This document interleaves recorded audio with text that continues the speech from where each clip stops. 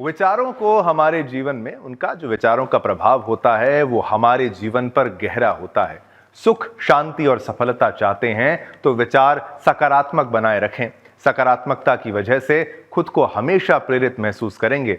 अच्छा सोचें, सफल होने के लिए लगातार प्रयास करें, तभी जीवन बदल सकता है।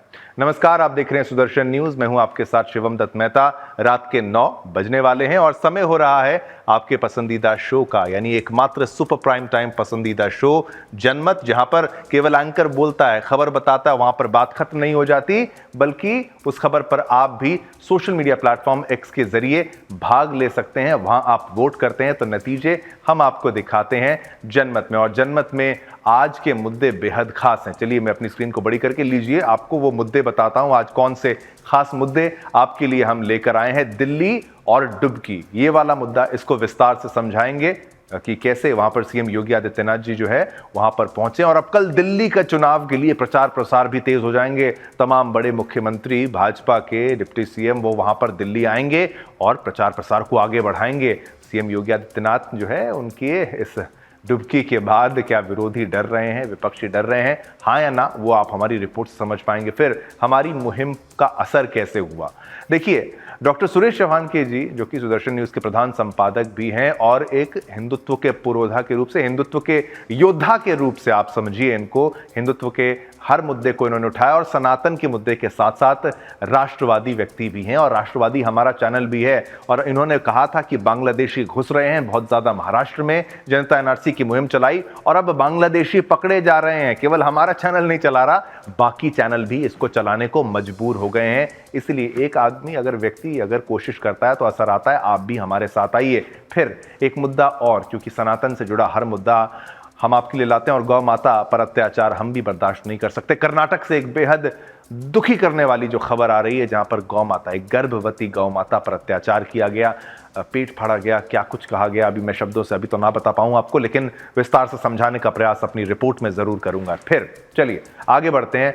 वक्फ का पर्दाफाश। वक्फ इतना झूठा है, इतने झूठ बोलता है वक्फ कि भाई सरकार को, आप सोचिए, राज्य की सरकार को सामने आना पड़ता है, उनको बताना पड़ता है नहीं, इनकी जमीन नहीं है, हमारी जमीन है। और इस तरीके से रोजाना कोई ना कोई खुलासा हो रहा है। फिर आगे बढ़ेंगे। एमएफ हुसैन मामले पर कोर्ट सख्त। एमएफ हुसैन पर कोर्ट सख्त, ये तो खैर निकल लिए, लेकिन उन्होंने जो पाप किए हैं, काले कारनामे किए हैं इस बदतमीज आदमी ने, उसका भुगतान जो है वो अभी तक नहीं हुआ और इस पर अभी भी जो है रोक नहीं लग पाई है। वो पेंटिंग्स आज भी मौजूद हैं जो इस जाहिल गवार आदमी ने जो है हमारे देवी देवताओं की बनाई थी। मर गया, ठीक हुआ। अब चलिए, ये तो आपको मुद्दे हमने बताए, अब शुरुआत करते हैं अपने मुख्य मुद्दों की। सबसे पहले आज जो दुखद खबर आई है वो जलगांव से आई है। महाराष्ट्र के जलगांव जिले में एक बड़ी रेल दुर्घटना सामने आई है। महाराष्ट्र के जलगांव में ट्रेन हादसा हुआ है, जहां पर पुष्पक एक्सप्रेस में की जो है उसकी एक्सप्रेस में आग की अफवाह फैलाने पर, सोचिए, यात्रियों ने छलांग वहां से लगा दी।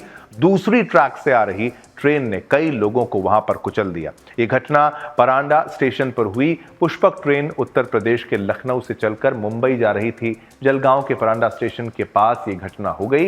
इस हादसे में 11 यात्रियों की मौत हो गई। इस घटना में 30 से 40 अन्य के घायल होने की भी सूचना है। ऐसी संभावना है कि यात्रियों की मौत का आंकड़ा और बढ़ सकता है। अब रेलवे के अधिकारी मौके पर पहुंचे हैं। इस घटना से ट्रेनों का संचालन भी प्रभावित हुआ है। जलगांव में पुष्पक एक्सप्रेस की घटना पर सेंट्रल रेलवे के सीपीआरओ डॉक्टर स्वानिल ने यह बयान दिया। उन्होंने बताया कि पुष्पक एक्सप्रेस लखनऊ से मुंबई आ रही थी। कुछ यात्री ट्रैक पर उतर गए और दूसरी दिशा से आने वाली, यानी जाने वाली कर्नाटक एक्सप्रेस की चपेट में कुछ यात्री आ गए।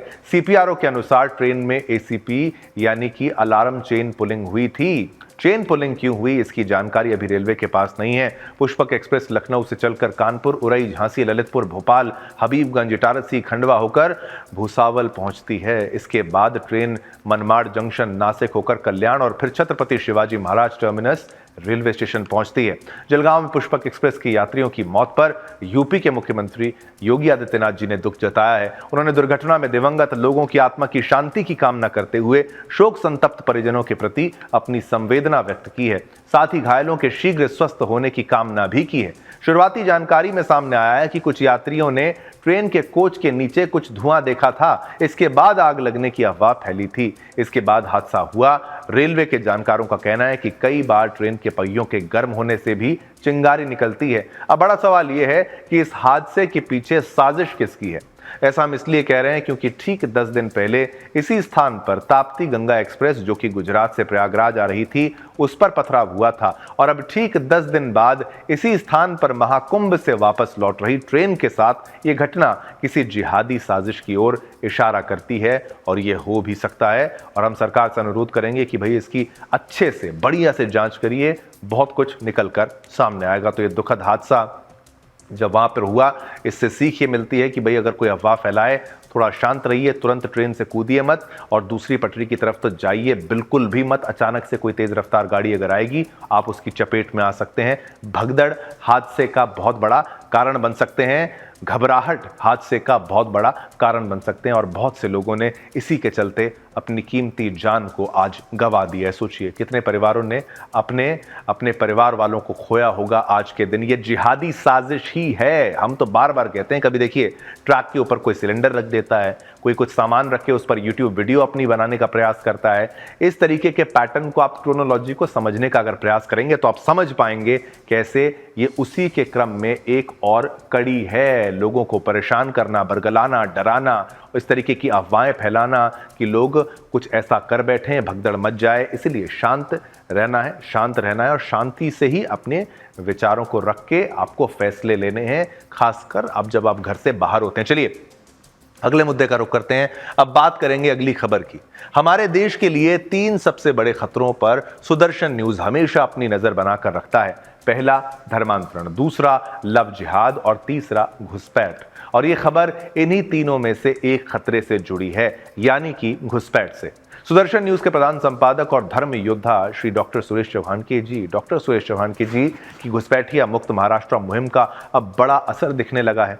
देश भर के अलग अलग राज्य में अवैध रूप से रहने वाले बांग्लादेशी और रोहिंग्याओं के खिलाफ पुलिस ने कार्रवाई तेज करनी पड़ी है। इसी के तहत मुंबई में 3 बांग्लादेशी घुसपैठियों को गिरफ्तार किया गया है। मुंबई में मुख्य न्यायिक मजिस्ट्रेट की 8वीं अदालत ने 3 बांग्लादेशी नागरिकों को अवैध रूप से भारत में प्रवेश करने और जाली दस्तावेजों का प्रयोग करने के मामलों में तीनों को 1 साल के कारावास और जुर्माने की सजा सुनाई है। मुंबई पुलिस की अपराध शाखा द्वारा प्रस्तुत साक्ष्यों के आधार पर एडिशनल CJM कंचन झंवर ने यह फैसला सुनाया। जाली दस्तावेजों के जरिए भारत में घुसे मुंबई पुलिस की अपराध शाखा के मुताबिक, आपको बता दें, मामला 24 अप्रैल 2024 को शुरू हुआ है। देखिए, जब पुलिस स्टेशन प्रभारी मिलिंद काठे के नेतृत्व में आपराधिक खुफिया दस्ते को उचित यात्रा दस्तावेजों के बिना भारत में प्रवेश करने वाले बांग्लादेशी नागरिकों के बारे में गोपनीय यानी गुप्त जानकारी मिली है। इन घुसपैठियों पर भारतीय नागरिकता के जाली दस्तावेज बनाने और मुंबई में अवैध रूप से रहने का आरोप था। एक टीम को हाला कॉलोनी RCF के सामने विष्णु मगर भेजा गया, जहां से आरोपियों को हिरासत में लिया गया। भारतीय दंड संहिता की धारा 465, 66, 467, 471 और 34 के साथ साथ भारत में प्रवेश अधिनियम के प्रावधानों के तहत पुलिस ने मामला दर्ज कर लिया। और हम आपको बार बार कह रहे हैं, ये आप देखिए, अदालत ने आरोपियों को कारावास की सजा तो सुनाई है, और पासपोर्ट अधिनियम और विदेशी अधिनियम के तहत उल्लंघन सहित कई धाराओं के तहत जुर्माना लगाया है। ये जनता NRC का असर है, और घुसपैठियों के खिलाफ ये कार्रवाई तेज हुई है। 1 जनवरी 2025 से विशेष अभियानों के तहत अब तक 28 मामले दर्ज किए गए हैं, जिनमें 42 बांग्लादेशी घुसपैठियों की गिरफ्तारी हुई है और 14 आधार कार्ड, 4 पैन कार्ड, 4 मतदाता पहचान पत्र और 3 बांग्लादेशी पासपोर्ट जब्त किए गए हैं। इसके अलावा पुलिस ने घुसपैठियों की मदद करने के आरोप में एक भारतीय नागरिक को भी गिरफ्तार किया है। इससे पहले महाराष्ट्र के आतंकवाद निरोधी दस्ते ने 2024 में पूरे राज्य में 60 अवैध बांग्लादेशी प्रवासियों को गिरफ्तार किया था। अकेले दिसंबर 2024 में ATS ने अवैध रूप से रह रहे 43 बांग्लादेशी नागरिकों को गिरफ्तार करने में कामयाबी हासिल की। महाराष्ट्र ATS के अनुसार बांग्लादेशी नागरिक आधार कार्ड, पैन कार्ड और वोटर ID कार्ड सहित फर्जी दस्तावेजों का इस्तेमाल कर रहे थे। जानकारी के लिए बता दें कि धर्म योद्धा डॉक्टर सुरेश चव्हाणके जी ने घुसपैठिया मुक्त महाराष्ट्र की एक बड़ी मुहिम छेड़ रखी है। इस अभियान को सकल हिंदू समाज की ओर से जमकर समर्थन मिल रहा है। धर्म योद्धा श्री डॉक्टर सुरेश चव्हाणके जी की मुहिम के मद्देनजर महाराष्ट्र पुलिस ने अब प्रदेश भर में अवैध रूप से रहने वाले बांग्लादेशियों और रोहिंग्याओं पर कार्रवाई करना शुरू कर दिया है। डॉक्टर चव्हाणके जी के मुताबिक घुसपैठियों ने भारत की जमीन और संसाधनों पर कब्जा कर लिया है। महाराष्ट्र में 1.37 करोड़ एकड़ जमीन, सोचिए। एक बात करते हैं कर्नाटक की, जो कि मैंने आपको ब्रेक से पहले बताया था। कर्नाटक की कांग्रेस सरकार के राज में गायों पर लगातार हमले बढ़ते जा रहे हैं। कांग्रेस शासित राज्य में गायों के थन काटने, मंदिर में बछड़े की पूंछ काटने के बाद अब गाय का सिर काटने का दिल दहला देने वाला मामला सामने आया है। धड़ से अलग कर दिया गया गर्भवती गाय का सिर। बता दें कि ये विभत्स घटना उत्तर कन्नड़ जिले के होन्नवारा तालुक अंतर्गत सालकोडू गांव के कोंडाकुल्ली में हुई थी, जहां असामाजिक तत्वों ने एक गर्भवती गाय का सिर धड़ से अलग कर उसके पैर काट दिए और बछड़े के अवशेष को क्षत विक्षत कर दिया। असामाजिक तत्व गाय का धड़ ले गए और उसके सिर, पैर और मृत बछड़े को वहीं छोड़ दिया गया। गाय चरने के लिए छोड़ गए थे कृष्ण आचारी। पुलिस के अनुसार, आपको बता दें, मैं कहानी पॉइंट टू पॉइंट आपको समझाता हूं। गाय कृष्ण आचारी की थी, जो रविवार को उसे चरने के लिए वहां पर छोड़ गए थे। सोमवार को जब गाय की तलाश में गए तो उन्हें गाय का कटा हुआ सिर, पैर और बछड़े का क्षत विक्षत शव मिला। पुलिस ने की कार्रवाई कैसे, वो भी आपको बता दें। पुलिस अधीक्षक एम नारायण ने बताया कि हमने 10 संदिग्धों की पहचान की है और उनमें से 5 को पूछताछ के लिए हिरासत में लिया है।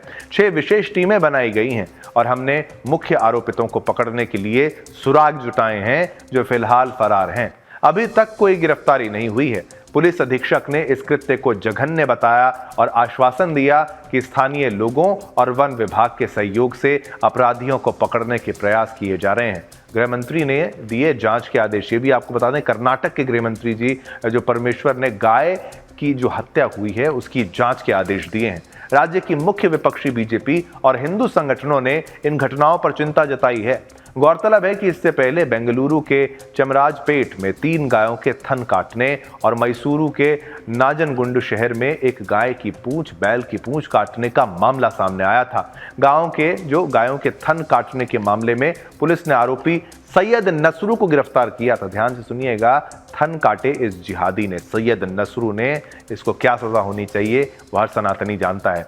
शर्म से सिर झुक गया है, ये भाजपा कह रही है। देखिए, बीजेपी प्रदेश अध्यक्ष BY विजयेंद्र ने कहा है कि होन्नावारा की घटना से सभी का सिर शर्म से झुक गया है। उन्होंने कहा कि फिर भी गृह मंत्री ये दिखावा कर रहे हैं कि यहाँ जो वहाँ के कर्नाटक के गृह मंत्री हैं कि भाई यहाँ कानून व्यवस्था की स्थिति अच्छी है। सिद्धरामैया सरकार इन राष्ट्र विरोधियों के प्रति नरम रुख दिखा रही है, जिन्हें कोई डर नहीं है। विजेंद्र ने कानून व्यवस्था के बिगड़ने का आरोप लगाते हुए कहा कि राज्य में सांप्रदायिक माहौल बनाया जा रहा है। सोचिए, गौ माता का कौन सिर काट सकता है, कौन थन काट सकता है? एक थन काटने वाले का नाम तो आप समझ ही गए, ये जिहादी था, ये मुसलमान था। इनको कुछ भी प्रेम नहीं है गौ माता, उनको पता है, जबकि सनातनियों के लिए पूजनीय है गौ माता, फिर भी ऐसे विभिन्न। वक्फ बोर्ड द्वारा ऐतिहासिक धरोहरों पर फर्जी दावा का खेल अब धीरे धीरे उजागर हो रहा है। वक्फ बोर्ड के इस खेल पर उत्तर प्रदेश सरकार ने बड़ा खुलासा किया है। मंगलवार को लखनऊ में जेपीसी की बैठक हुई, जिसमें उत्तर प्रदेश सरकार ने संयुक्त संसदीय समिति यानी जेपीसी को जानकारी दी कि जिन संपत्तियों पर वक्फ बोर्ड दावा कर रहा है उनमें से 78% सरकार की संपत्ति है। ध्यान से सुनिए, वक्फ जिस पर दावा कर रहा है उसमें 78% सरकार की संपत्ति है और उन पर वक्फ बोर्ड का कोई कानूनी मालिकाना हक नहीं है। झूठा है वक्फ, मैंने बार बार बोला है, सुदर्शन न्यूज तो बोलता है, हम तो कहते हैं हटाओ वक्फ को, बाहर करो, खत्म करो, डिसॉल्व करो इसको। वक्फ ने 1.3 लाख से ज्यादा संपत्तियों पर दावा किया है और उनमें से 11,700 हेक्टेयर जमीन सरकारी जमीन है। पहले आपको बताते हैं कि किन किन सरकारी संपत्तियों पर वक्फ ने अपना दावा किया है। देखिए, यूपी की अपर मुख्य सचिव अल्पसंख्यक कल्याण मोनिका एस गर्ग ने बैठक में बताया कि प्रदेश में कुल 14,000 हेक्टेयर वक्फ भूमि दर्ज है, जिसमें से 11,000 हेक्टेयर से अधिक भूमि राजस्व रिकॉर्ड में सरकारी संपत्ति के रूप में सूचीबद्ध है। राजस्व विभाग के अधिकारियों ने बैठक में बताया कि प्रदेश में 58,000 वक्फ संपत्तियां श्रेणी 5 और 6 में दर्ज हैं, जिनमें सरकारी और ग्राम सभा की जमीनें आती हैं। देखिए, वक्फ बोर्ड ने जिन प्रमुख सरकारी संपत्तियों पर दावा किया है उनमें बलरामपुर अस्पताल, आवास विकास और लखनऊ विकास प्राधिकरण एलडीए की संपत्तियां, भारतीय पुरातत्व सर्वेक्षण एएसआई की भूमि, लखनऊ के बड़ा इमाम बाड़ा और छोटा इमाम बाड़ा, साथ ही अयोध्या स्थित बेगम का मकबरा शामिल है।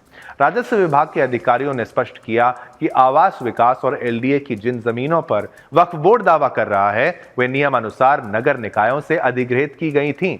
अब हम आपको बताते हैं कि उत्तर प्रदेश सरकार ने वक्फ संपत्तियों को लेकर नई नियमावली लागू की है और साथ ही सख्त नियम भी बनाए हैं। उनको भी आपको बताते हैं।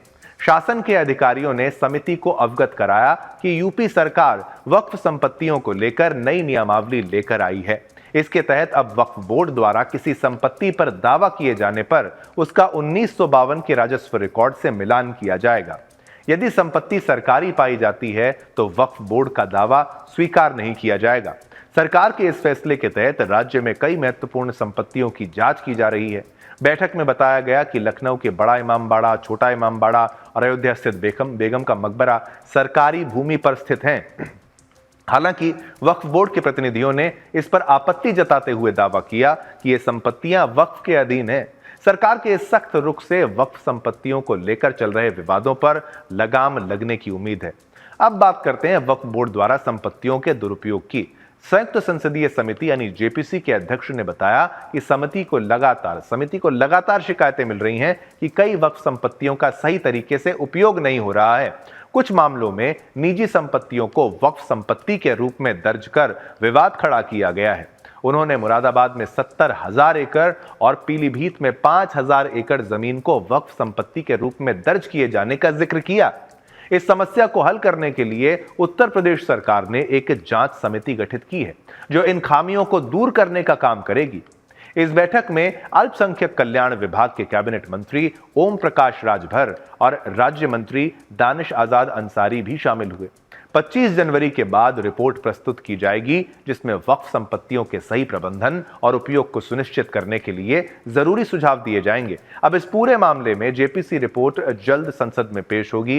बैठक के बाद जेपीसी अध्यक्ष जगदंबिका पाल ने मीडिया को जानकारी दी कि संसद के आगामी बजट सत्र 31 जनवरी से शुरू में समिति अपनी रिपोर्ट प्रस्तुत करेगी।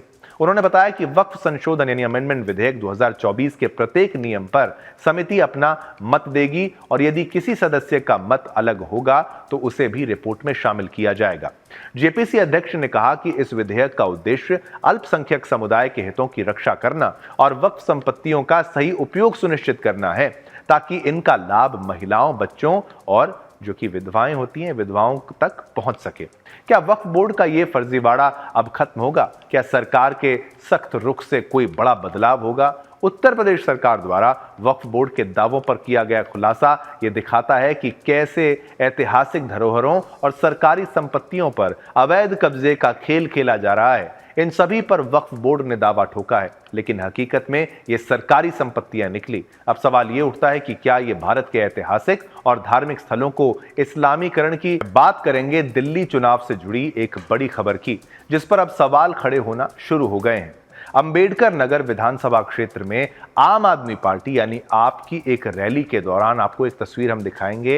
ये एक्सक्लूसिव तस्वीर आप देखिए सुदर्शन न्यूज पर। और ये देखिए एक रैली के दौरान बच्चों की मौजूदगी देखी गई, यानी बच्चे वहां पर नजर आए। मैं चाहूंगा मैं एक्सक्लूसिव भी इस पर लगाएं क्योंकि एक रैली के दौरान बच्चों की मौजूदगी देखी गई थी और इस मामले पर रिपोर्टिंग कर रही सुदर्शन न्यूज की टीम को आप कार्यकर्ताओं ने धमकाया और कहा कि यह खबर प्रसारित ना हो, अन्यथा अंजाम अच्छा नहीं होगा। लेकिन वो शायद ये भूल गए कि सुदर्शन न्यूज अपनी मुखरता और निडरता के लिए ही जाना जाता है और सुदर्शन न्यूज सिर्फ खबर नहीं चलाता बल्कि उसका असर भी दिखाता है। जब आप कार्यकर्ताओं ने धमकी दी तो हमारी टीम ने बच्चों से बात की। बच्चों से बात करने पर उन्होंने बताया कि उन्हें 300 रुपए देकर रैली में बुलाया गया था। बच्चों ने यह भी कहा कि उन्हें रैली में मौजूद रहने और पार्टी के स्टिकर लगाने के लिए कहा गया। इस घटना ने राजनीति में बच्चों के उपयोग और धमकी जैसे गंभीर मुद्दों को उजागर किया है। ये मामला प्रशासन और समाज के लिए चिंता का विषय है। चिंता और चिंतन दोनों का विषय है। बच्चों को राजनीतिक गतिविधियों में शामिल करना न केवल नैतिकता के खिलाफ है, बल्कि कानून का उल्लंघन भी हो सकता है। इस घटना की निष्पक्ष जांच और आवश्यक कार्रवाई की मांग की जा रही है। आप पहले ये पूरा वीडियो देखिए, फुल करके आपको पूरा वीडियो दिखाएंगे, बातचीत सुनाते हैं, ध्यान से सुनिएगा। कितने? कितने? 15 साल का पैसे दे रहे हैं यहाँ पे? कितने? कितने? चल क्या हो गया? 2 मिनट क्या हो गया? जा आगे हाथ नहीं लगाना, फोन हाथ मत लगाना। एक बार आगे निकल के हम बच्चों को टारगेट करते चलो हाँ।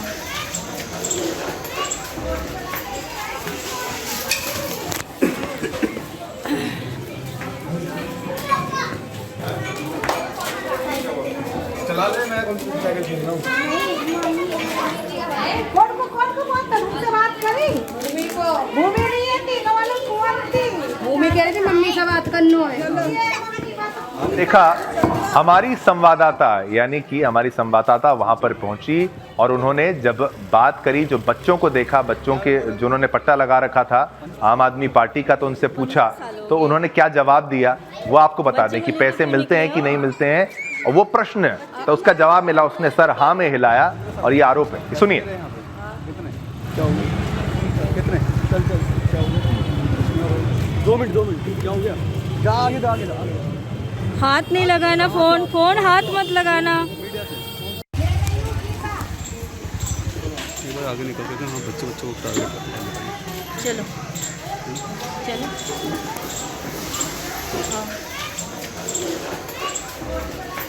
हमने खबर दिखाई जहां पर आपने देखा कैसे बच्चों का इस्तेमाल, और ये बिल्कुल गैर कानूनी ही है और इस श्रेणी में आता है कि आप बच्चों का इस्तेमाल नहीं कर सकते, और ख़ास तौर पर बच्चों को क्या पैसे देकर उनको रैली में ऐसे बुलाया जा सकता है।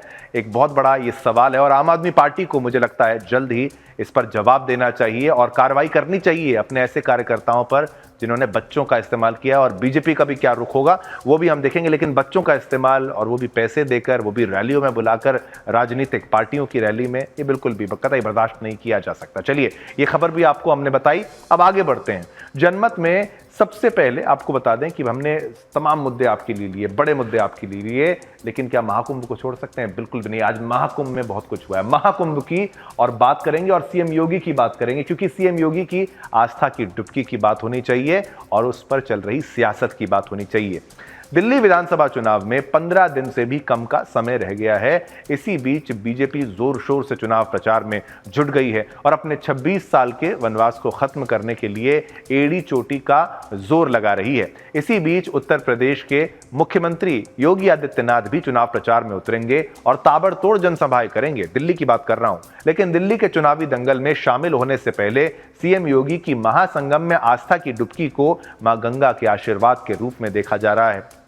दरअसल सीएम योगी गुरुवार से दिल्ली में 14 जनसभाएं करेंगे। योगी आदित्यनाथ की ये रैलियां भाजपा के लिए अहम मानी जा रही हैं, क्योंकि उत्तर प्रदेश के सीएम योगी आदित्यनाथ अपने आक्रामक अंदाज के लिए जाने जाते हैं और वो लोगों के सामने अपनी बातों को ऐसे रखते हैं कि वोटर्स उनकी बातों को टाल नहीं पाते हैं। यही वजह है कि बीजेपी ने सीएम योगी को दिल्ली चुनाव में प्रचार करने की जिम्मेदारी दी है। योगी जहां भी जाते हैं वहां से बीजेपी को फायदा मिलता है।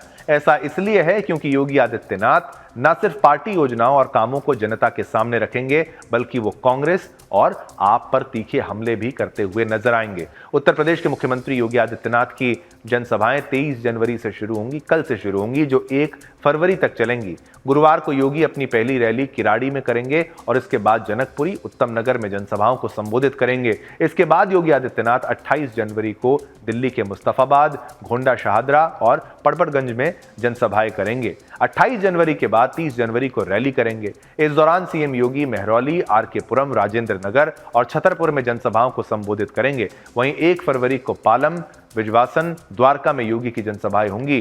बीजेपी ने 68 विधानसभा सीटों पर उतरे अपने उम्मीदवार। बता दें कि बीजेपी ने दिल्ली की 70 में से 68 विधानसभा सीटों पर अपने उम्मीदवार उतारे हैं, जबकि 2 सीटें अपनी सहयोगी दलों यानी जेडीयू और एलजेपी-आर को दी हैं। अब यह देखना दिलचस्प होगा कि दिल्ली के दंगल में विजय प्राप्ति के लिए हरियाणा और महाराष्ट्र के बाद योगी कौन सा नारा और जनता को क्या संदेश देते हैं। लेकिन दिल्ली के रण से पहले महाकुंभ 2025 के 10वें दिन बुधवार को यहां गंगा, यमुना और सरस्वती नदियों के संगम यानी त्रिवेणी में यूपी की योगी कैबिनेट ने सीएम योगी आदित्यनाथ की अगुवाई में पावन डुबकी लगाई। साथ ही उत्तर प्रदेश के सीएम योगी आदित्यनाथ के साथ उप मुख्यमंत्री केशव प्रसाद मौर्य, ब्रजेश पाठक और अन्य कैबिनेट मंत्री प्रयागराज में चल रहे महाकुंभ के दौरान संगम में उन्होंने पूजा अर्चना की। इस क्रम में सीएम योगी आदित्यनाथ ने अपने कैबिनेट मंत्रियों के साथ प्रयागराज में प्रवासी पक्षियों को दाना खिलाया। इससे पहले सीएम योगी आदित्यनाथ अपने कैबिनेट मंत्रियों के साथ त्रिवेणी संगम में पवित्र डुबकी लगाने के लिए एक विशेष नाव पर सवार हुए।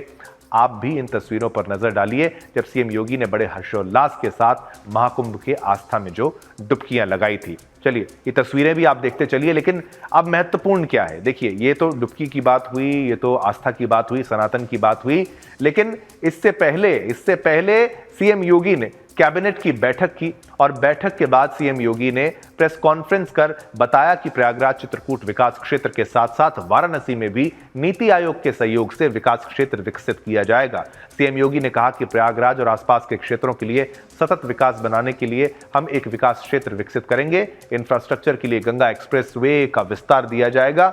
उन्होंने कहा कि पिछले 1 सप्ताह में 9.25 करोड़ से अधिक श्रद्धालुओं ने संगम पर पवित्र डुबकी लगाई है। प्रयागराज नगर निगम प्रयागराज सुपर स्पेशलिटी अस्पताल के लिए बॉन्ड जारी करेगा। साथ ही साथ केजीएमयू सेंटर को मेडिकल कॉलेज के रूप में स्थापित करने का निर्णय लिया गया है। 3 जिलों हाथरस, कासगंज और बागपत में 3 नए मेडिकल कॉलेज स्थापित किए जाएंगे। क्या कुछ कहा उन्होंने इस अवसर पर, उनको जरा सुनिए ध्यान से।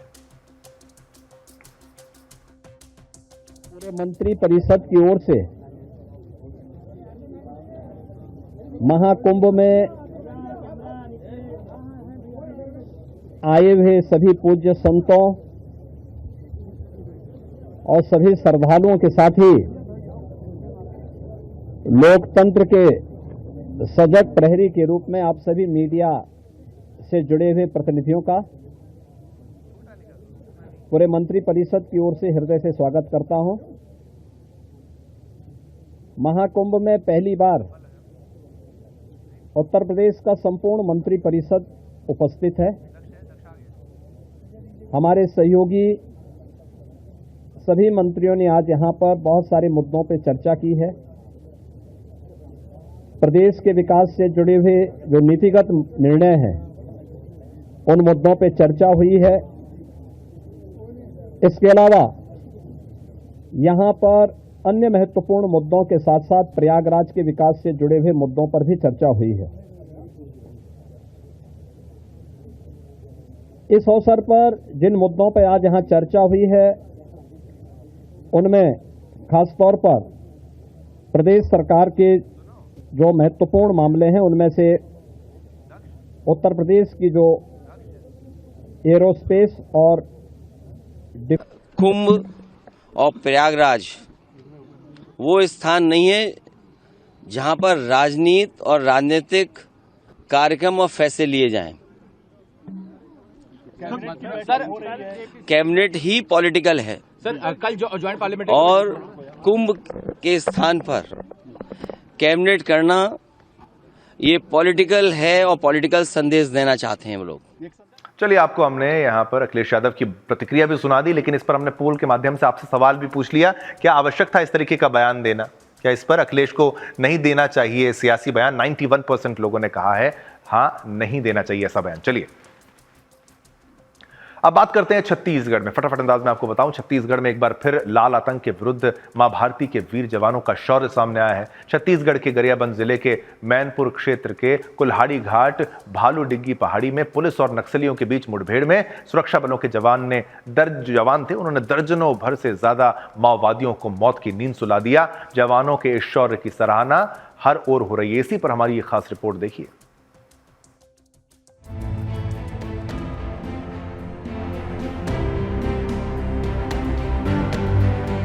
एक बार फिर छत्तीसगढ़ की छाती को लहूलुहान करने वाले नक्सलियों को मां भारती के वीर जवानों ने ढेर कर दिया है। ये एक बड़ी कामयाबी मानी जा रही है, क्योंकि इस बार नक्सल संगठन के टॉप लीडर्स में शामिल चलपति रेड्डी भी इस मुठभेड़ में मारा गया।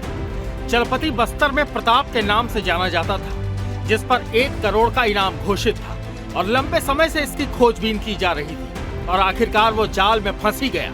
दरअसल गरियाबंद के जंगल में 60 से ज्यादा नक्सली छिपे हुए थे। गुप्त सूचना मिलने के बाद लगभग 100 सुरक्षा बलों की टीम ने धावा बोल दिया और ऑपरेशन के दौरान लगभग 20 नक्सलियों को मार गिराया। परसों रात से फायरिंग अभी भी जारी है। अभी तक जो सर्चिंग हो पाई, कल और आज मिलाकर कुल 14 शव बरामद हुए हैं, कुल 15 हथियार बरामद हुए हैं। हथियारों में आप देख सकते हैं इंसास, SLR, 303, रिवॉल्वर, जो कि पुलिस स्टॉक्स होते हैं, उस तरह के वेपन हैं, और कुछ कंट्री मेड वेपन हैं। संभावना जताई जा रही है कि मृतक नक्सलियों की संख्या और बढ़ सकती है।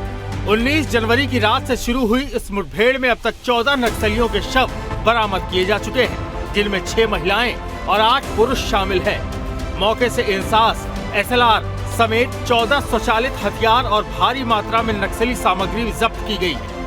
गरियाबंद जिले के मैनपुर थाना के अंतर्गत कुल्हाड़ी घाट में माओवादियों के साथ हमारे सुरक्षा बलों का मुठभेड़ हुई है और अभी तक 1 दर्जन से अधिक माओवादियों के मारे जाने की सूचना मिली है और 1 हफ्ते के अंदर ही ये 2 बड़ी मुठभेड़ नक्सलियों के साथ हुई है और हमारे जवानों को भारी सफलता मिली है और हमारी सरकार नक्सलवाद के ताबूत पर आखिरी कील ठोकने का काम कर रही है।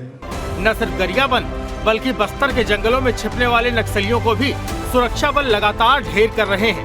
गरियाबंद में भी सूचना के आधार पर E30 गरियाबंद, कोबरा 207, CRPF 65 और 211 बटालियन और SOG नुआपाड़ा की संयुक्त टीम ने नक्सल विरोधी अभियान शुरू किया था। मुठभेड़ के दौरान नक्सलियों ने घात लगाकर हमला किया, लेकिन सुरक्षा बलों ने जवाबी कार्रवाई ने उन्हें घेर लिया। मारे गए नक्सलियों में सेंट्रल कमेटी सदस्य, उनकी सुरक्षा टीम और ओडिशा स्टेट कमेटी के सदस्य शामिल हैं। छत्तीसगढ़ में पहली बार ऐसा हुआ जब जवानों ने सेंट्रल कमेटी मेंबर को ही मार गिराया। वहीं छत्तीसगढ़ में लगातार सुरक्षा बल के जवान बेहतर समन्वय के साथ लगातार नक्सलियों को मारने में लगे हैं, ताकि राज्य और देश नक्सलवाद के घाव से मुक्त हो सके। योगेश मिश्रा।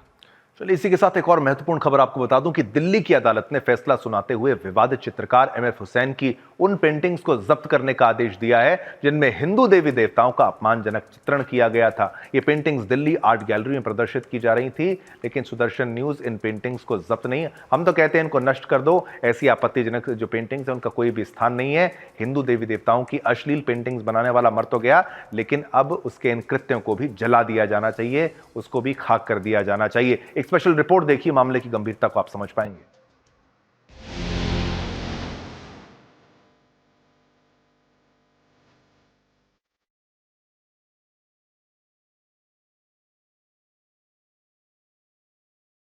दिल्ली की अदालत ने फैसला सुनाते हुए विवादित चित्रकार MF हुसैन की उस पेंटिंग को जब्त करने का आदेश दिया है जिसमें हिंदू देवी देवताओं का अपमानजनक चित्रण किया गया था।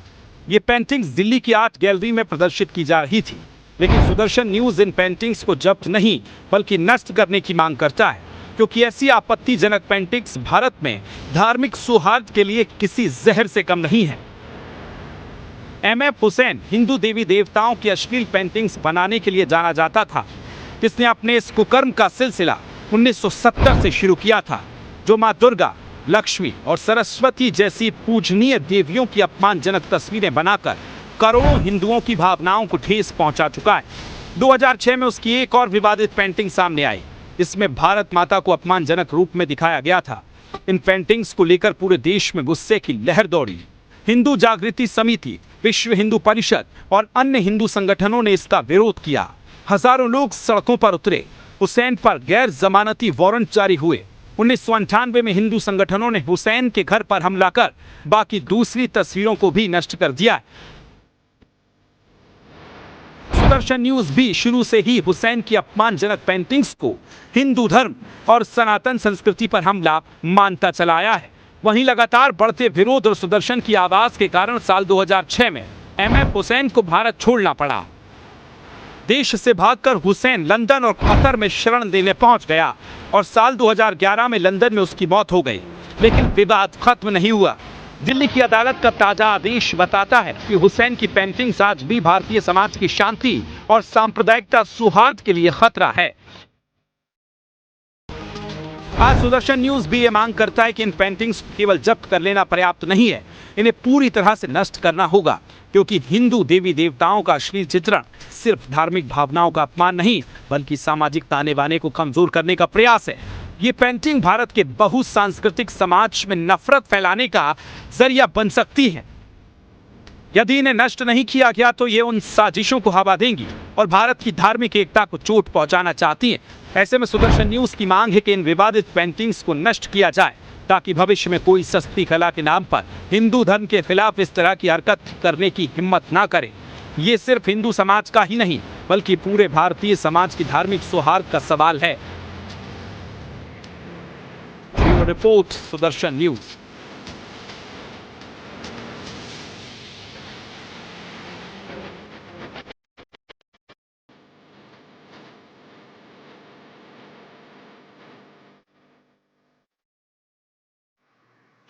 तो हमारी ये मांग है कि भाई MF हुसैन के द्वारा ये जो पेंटिंग्स बनाई गई हैं इनको केवल इनको जब्त करने से नहीं होता, इनको नष्ट कर देना चाहिए।